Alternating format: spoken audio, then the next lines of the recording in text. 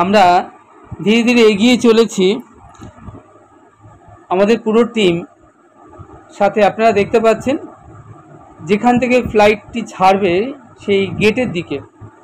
আর কিছুক্ষণের মধ্যে আমরা চায়না ইস্টার্ন এয়ারলাইন্সে চড়ে রওনা হয়ে যাব কুনমিং শহরের উদ্দেশ্যে। দেখতে দেখতে আমাদের সাংহাই শহরে তিনটে দিন খুব সুন্দরভাবে কেটে গেল। আমরা এই 3টে দিন সাংহাই শহরটাকে খুব সুন্দর করে ভ্রমণ করলাম। হাংপু নদীবক্ষে ভ্রমণ করতে করতে ওই আকাশচুম্বী উঁচু উঁচু বিল্ডিংগুলো, তাদের যে লাইটিং, যে আলোর ঝলমলে যে দৃশ্যটা, যে বিষয়টা, সেটা কখনোই আমরা ভুলব না। আর এর সাথে ওরিয়েন্টাল পাল টিভি টাওয়ার্স, আর সেই 103 তলার উপর থেকে নিচে সাংহাই শহরের যে প্রাকৃতিক সৌন্দর্য, যে অপূর্ব যে দৃশ্য, সেটাও কিন্তু আমরা কোনোদিনও ভুলব না।